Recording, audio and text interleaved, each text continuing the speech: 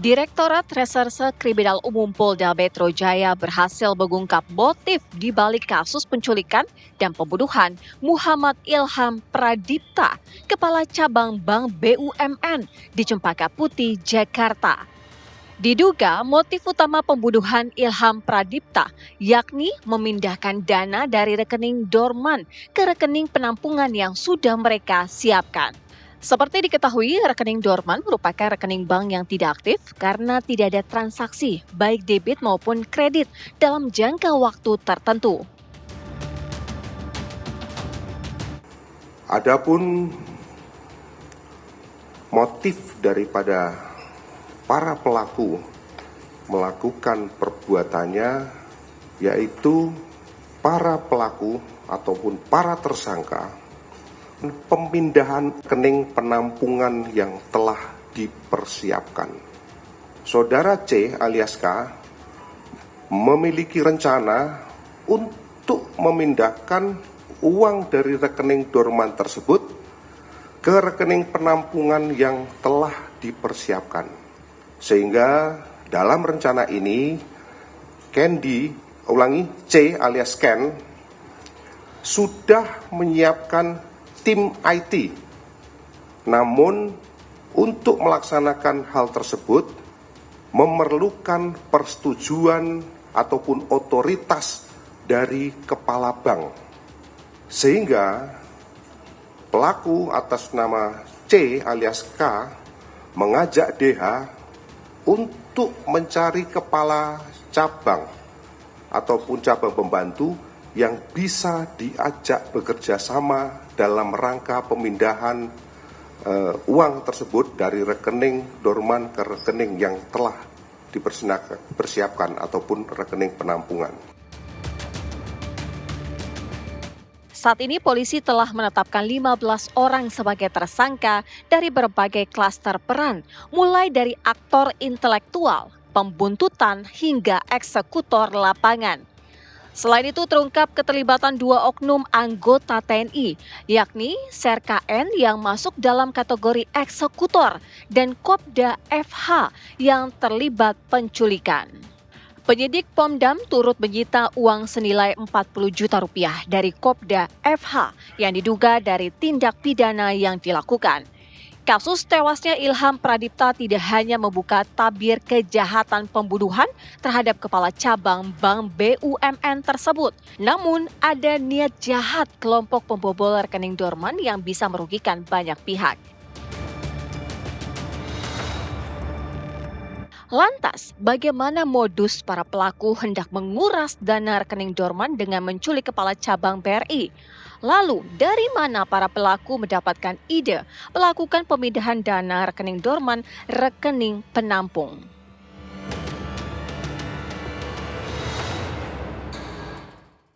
Ya, baik. Pemirsa, Polda Metro Jaya ini sudah mengumumkan kemudian 15 orang yang ditetapkan sebagai tersangka dalam kasus penculikan dan juga pembunuhan dari Kepala Cabang Bank BUMN di Cempaka Putih, Jakarta beberapa waktu lalu. 2 dari 15 ini bahkan merupakan oknum TNI, pemirsa. Tapi kemudian yang juga menarik untuk dibahas, Polda Metro Jaya juga mengumumkan motif dibalik tindakan para pelaku yang diketahui ternyata ingin memindahkan dana dari rekening dorman ke rekening lain yang sudah dipersiapkan oleh para pelaku ini. Lalu dari mana munculnya ide tersebut? Modus seperti apa yang dilakukan oleh para pelaku? Malam hari ini kita akan membahasnya bersama dengan sejumlah narasumber yang sudah hadir tentunya di Apa Kabar Indonesia Malam. Ada Irjen Pol Purnawirawan Arianto Sutadi, penasehat dari Kapolri. Selamat malam Pak Arianto. Sehat selalu ya Pak, sudah hadir lagi di Apa Kabar Indonesia Malam. Terima kasih Pak waktunya. Dan pemirsa juga bergabung bersama kita malam hari ini ada Ibu Yenti Ganarsi, pakar hukum pencucian uang. Bu Yenti, apa kabar? Baik, sehat ya Bu, terima kasih sudah hadir lagi malam hari ini. Dan tentunya ada kriminolog dari Universitas Indonesia, ada Mbak Hanifah Hasna. Selamat malam Mbak Hanifah Hasna, sehat ya? Alhamdulillah sehat. Baik, Bu Yenti, ini kan mungkin yang kemudian memanggil ingatan publik juga soal rekening dorman Bu. Definisi dari rekening dorman yang ditangkap oleh publik ini kan rekening yang tidak aktif dalam jangka waktu tertentu. Seperti itukah? Kok kemudian bisa menjadi celah bagi para pelaku melakukan tindakan kejahatan ini? Ya itu ya. Jadi Dorman kan itu kan ukurannya di perbankan ya, kan waktu saya bikin TPPU itu sangat dekat dengan perbankan, bahkan dengan organisasi perbankan dunia, Basel Committee ya, itu kan mereka mengatur semuanya antara lain seperti itu, bahwa kalau ada yang pemilik rekening yang dianggap kemudian diterjemahkan rekening nganggur ya, rekening nganggur itu artinya tidak pernah ada debit dan kredit. Yang bukan debit dan kredit yang dalam sistem, misalnya pembayaran administrasi dan lain sebagainya. Itu 180 hari dianggap. Tapi kalau itu hanya begitu aja disebut seperti itu, tapi konsekuensinya bagaimana kita baru kaget. Ternyata dorman yang 3 bulan ya Pak waktu itu ya Pak, kemarin tuh oleh PPATK kemudian diblokir. Diblokir itu kan aneh gitu ya. Itu kan bila kemudian terindikasi oleh tindak kejahatan tertentu Bu? Waktu itu kan diblokir ke semuanya. Langsung aja. Waktu itu tiba-tiba PPATK gitu. Nah harusnya kan seperti ini kalau ada indikasi. Artinya gini, ini kan kelihatannya ya, saya sih terus terang aja, kok sederhana sekali ya pembunuhan ini hanya karena ada nama, kartu nama, kemudian secara acak, gitu Pak, maaf ya Pak ya, secara acak, dan kemudian ada orang jadi sasaran, dan dengan ringannya kepolisian mengatakan bahwa akan mencuri rekening yang dorman itu karena mereka sudah menyediakan rekening-rekening penampungan, kan gitu ya. Kalau rekening penampungan, kalau ini nanti mencuri udah otomatis jadi TPPU, otomatis itu nantinya. Tapi permasalahannya adalah ini ada cyber banking crimes, gitu ya. Pasti sudah ada, ini yang harus dibuka. Jadi kenapa kok ada modus sampai dengan bahwa mencari orang, mencari kacap atau siapapun yang bisa, yang kemudian nanti dia menyiapkan rekening penampungan gitu ya, itu TPPU biasanya cirinya adalah rekening penampungan. Yang ditampung apa? Yaitu akan mencari yaitu dorman-dorman tadi, ya kan? Ini juga tidak terlepas dari kemudian kemarin itu ya ada dorman itu ya, itu yang harus didalami adalah bagaimana mereka atau siapapun yang akan dimintai info tentang rekening dorman itu pasti itu orang dalam bank. Ini harusnya polisi, saya berharap tuh sampai ke sana. Karena tidak mungkin hanya ini bahwa menurut ini begini, karena nggak akan menyelesaikan, maaf ya Pak. Jadi seperti kemudian juga Menteri Keuangan mengatakan bahwa waktu saya di Menteri Keuangan yang baru, waktu saya di LPS saya ini nganggur karena tidak ada masalah perbankan yang nggak tahu yang mana, tapi sebetulnya masalah perbankan, kejahatan perbankan tuh banyak sekali. Saya bantu di Barreskrim, di Polda banyak Pak sebagai ahli, betapa banyaknya kejahatan-kejahatan perbankan yang menggunakan wire system.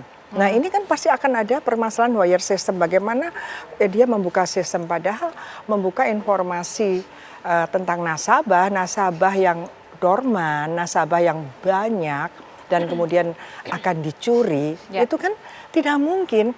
Dan ingat bahwa pasal 47 sampai dengan pasal 51 Undang-Undang Perbankan yang bukan kejahatan perbankan yang itu ya, apa namanya kan ada hoarding dan sebagainya, bukan ya, yang kejahatan perbankan yang berbahaya sekali itu hampir hanya satu pasal yang tidak melibatkan orang dalam bank.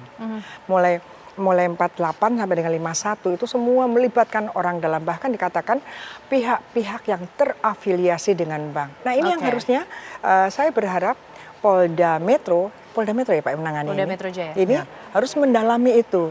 Dia harus komunikasinya dengan siapa sehingga yakin sekali bahwa nanti akan dapat informasi tentang rekening-rekening yang nganggur tersebut. Oke, baik gitu. Bu Yanti. Nah Pak Arianto, bagaimana kemudian polisi harus bergerak dan mendalami ini secara serius? Karena kan yang punya akses informasi terhadap siapa yang punya rekening dorman ini pasti orang-orang yang berada di dalam bank tersebut, Pak Arianto. Nampaknya ini menarik untuk didalami. Iya itu tadi Bu Yanti, karena dari sudut pandangnya TPPU ya.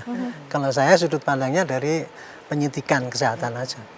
Kemarin kita kan nangkep pelaku gitu ya. Pelaku kemudian ternyata latar belakangnya saya udah tahu dari pertama kali, katanya sih ini karena rekening dorman gitu.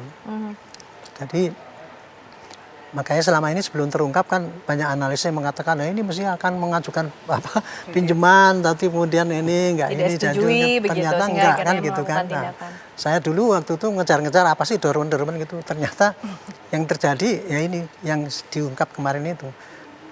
Ternyata pelakunya bukan hanya sekedar satu orang pengen nyari duit, kemudian nyuruh orang yang bisa digerakkan untuk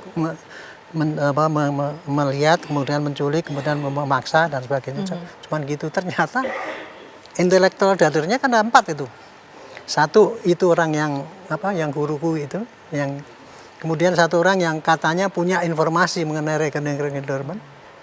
Dan kemudian ada orang yang bisa merekrut orang-orang yang untuk melakukan tindakan itu. Jadi 3 orang inilah yang kira-kira menjadi otak dari para pelaku kejahatan itu. Kemudian setelah itu dalam operasinya kan ada 4 klaster ya. Klaster pembunuh, kemudian penculik, kemudian eksekusi kan gitu kan. Nah, ternyata untuk pembunuhannya ini sendiri kan sampai sekarang masih rancu. Ini siapa yang sebenarnya membunuh? Ya, bahkan kemudian polisi juga mengungkapkan ada potensi bertambahnya. Iya, makanya itu kan kalau dalam kacamata penyidik gitu, dia larinya hanya pada yang berkutat pada alat bukti yang ada situ. Kemudian kalau dia sudah bisa menangkap pelakunya siapa dan sebagainya berbuat apa, itu sudah cukup untuk tugas penyidik. Orientasi penyidik ini. Buru-buru cari yang ibu-ibu itu tadi mengembangkan, nggak sempat pasti. Ini nyari ini yang sekarang ini terjadi ini aja sampai sekarang masih debatable kan. Karena siapa yang bunuh, siapa yang ini. Dari para pelaku sendiri kan sekarang ngakunya kan enggak, jatahnya saya kan cuma ngambil. Tapi maka saya dibayar untuk ngambil doang kan, pengacaranya kan ngomong gitu kan. Terus kemudian yang menyerahkan ke sana, jatah saya kan cuma taruh sana, tapi ketika saya ambil orang itu ternyata udah mau mati kan. Nah, terus akhirnya ya saya biarkan aja. Jadi sampai sekarang ini ya, dari ini intelektual dader ini juga dia pasti akan mengelak bahwa saya tidak nyuruh bunuh, gitu, hanya untuk maksa kan gitu. Nah sementara yang nyulek juga gitu, saya tidak habis suruh bunuh. Jadi semua ini masih debel-debel kayak gitu. Inilah yang didalami oleh polisi selama ini sampai sekarang ini gitu. Jadi polisi masih berfokus di ranah tersebut apa yang terjadi untuk penyidikan lah intinya. Tapi kemudian yang juga menarik di tengah publik Mbak Hanifah Hasna, ini soal motifnya ini yang selalu menjadi perhatian publik kan. Apa kemudian yang membuat pelaku ini akhirnya melakukan aksi penculikan dan berakhir pada pembunuhan? Siapa sih Mbak yang memberikan ide? Apakah ini termasuk tindak kriminal yang baru, memindahkan dana rekening dorman kemudian ke rekening penampungan? Oke, baik. Sebelum kita ke arah sana, berarti kan kita harus menganalogikan. Jadi rekening dorman itu adalah sesuatu atau rekening yang kosong seperti yang Bu Yanti tadi sampaikan. Kalau kita analogikan sebagai rumah, yang nganggur. Yang nganggur, rekening yang nganggur, ya, nganggur tidak ada transaksi sama sekali. Kalau kita analogikan, ini ada sebuah gedung yang berisi apartemen nih. Nah, saya punya 1 unit apartemen mewah di situ yang isinya adalah barang-barang mewah. Berarti kan ada orang yang tahu di situ. Yang tahu siapa? Berarti pengelola, gitu. Lalu ada orang dari luar yang kepengen mengambil harta saya yang ada di situ, mengambil kursi, mengambil AC dan lain-lain. Nah, sekarang yang dilakukan oleh kepolisian adalah menangkap orang yang melakukan pembunuhan, tapi belum menangkap siapa yang membuka pintu. Itu dia, Mbak. Nah, berarti kan ada insider. Nah, insidernya ini siapa? Berarti orang dalam kemungkinan besar, yang berarti ini ada invisible actors. Yang belum ketahuan. Nah, yang awalnya motifnya hanya masalah ekonomi, mengambil uang dalam jumlah yang banyak tadi itu, tetapi sekarang berubah menjadi pembunuhan. Dan itu sebetulnya dalam kriminologi sesuatu hal yang sangat-sangat biasa. Ketika seseorang secara ekonomi ingin mengambil sesuatu secara ekonomi, tapi tidak berhasil karena kejahatannya sudah terorganisir, dia harus menyelamatkan sekian banyak orang dan menutup kemungkinan si saksi ini untuk melaporkan, berarti dia harus melakukan pembunuhan. Itu. Yang kedua, sudah berkembang menjadi enterprise crime. Karena ini sudah menjadi bisnis. Karena sudah membayar sekian banyak orang, berarti ada pengeluaran dengan berbagai macam organisasi, kalau kita bilang ya kelompok-kelompok tertentu, yang dimana sebetulnya menjadi sebuah kelemahan ketika kejahatan itu dilakukan sebanyak itu. Ketika kita punya rahasia aja jangan sampai ada orang tahu, ini 15 orang. Artinya kan ada organized crime yang tidak terorganisir dengan baik.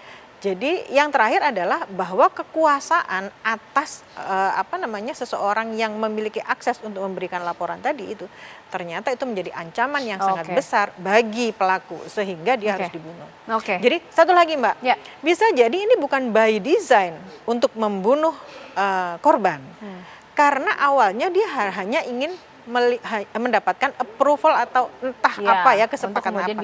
Tapi ketika itu tidak didapatkan menjadi by eskalasi, melakukan Oke, nah nanti kita lebih lengkap bicara mengenai itu ya. Tapi paling tidak di segmen awal ini kita mendapatkan sejumlah clue atau tanda yang punya informasi insider orang dalam pasti ya. Yang tahu siapa kemudian pemilik, bagaimana kemudian nominalnya di dalam rekening Dorman tersebut. Lalu siapa kemudian aktor di balik ini semua, invisible aktor itu. Kita akan cari jawabannya pemirsa, usai jeda kami kembali untuk Anda.